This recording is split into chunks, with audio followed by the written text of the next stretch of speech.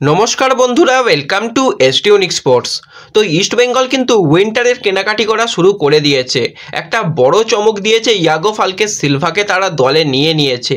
এরপরে ইস্ট বেঙ্গলের টার্গেট কে হতে চলেছে এই নিয়ে আলোচনা রয়েছে। বেশ কিছু কিন্তু ট্রান্সফার আপডেটের খবর বেরিয়ে আসছে। এছাড়া আমরা সুপার কাপের প্রথম আজকের ম্যাচটা নিয়েও আলোচনা করে নেব এই ভিডিওতে। তাই ভিডিওটা শুরু থেকে শেষ পর্যন্ত দেখার অনুরোধ করলাম।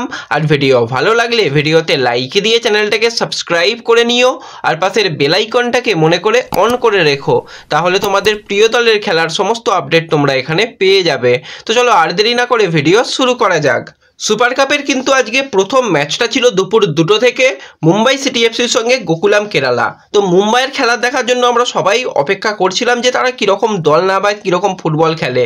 অনেক প্লেয়ারই ন্যাশনাল ক্যাম্পে গেছে, বিদেশি প্লেয়ার গ্রেগ স্টুয়ার্টের মতন প্লেয়ারকে দল থেকে বিদায় জানিয়ে দিয়েছে তারা। তারপরও দেখলাম বিদেশিদের নিয়ে মোটামুটি একটা ইয়াং 11 গঠন করেছে। সেখানে তারা প্রথম থেকে বেশ ভালো ফুটবল খেলতে শুরু করে। বেশ কয়েকটা জায়গায় কিন্তু গোকুলাম তারা তাদের ফিজিক্যাল ফুটবল দিয়ে খেলাটাকে জেতার চেষ্টা করে।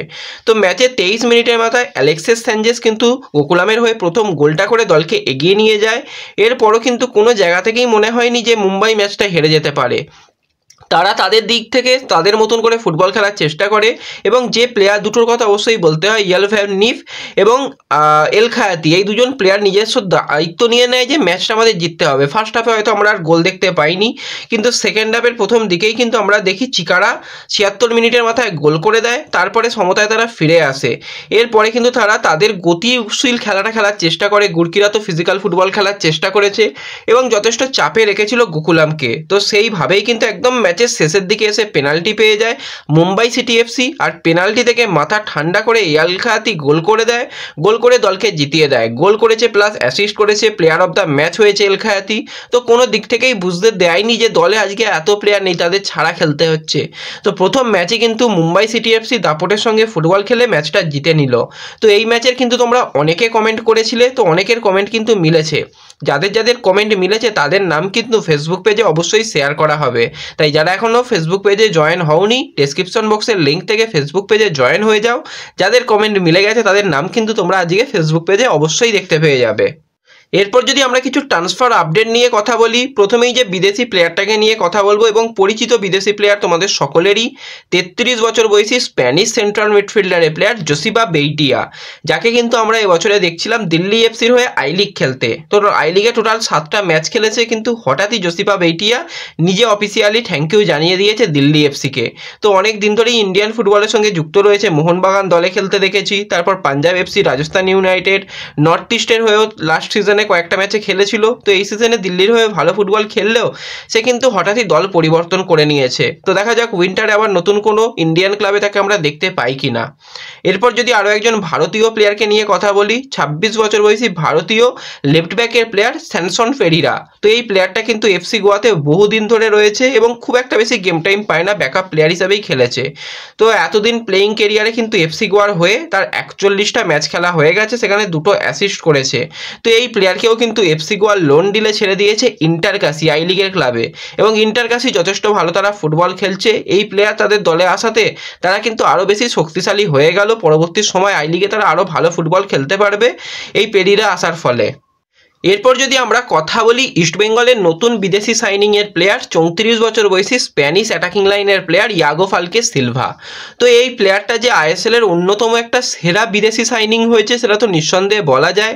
তো এই ব্যাপার নিয়ে মার্কাসকেও একজন জিজ্ঞাসা করে, তো মার্কাস সেক্ষেত্রে বলে প্লেয়ারটার প্রোফাইল যেরকম, আইএসএলের অন্যতম সেরা বিদেশি প্লেয়ার সাইনিং কিন্তু হয়েছে, কিন্তু তার ইনজুরি কতটা কীরকম রয়েছে, সে ভারতীয় ফুটবলে কীভাবে মানিয়ে নিতে পারবে সেটাই হচ্ছে দেখার বিষয়।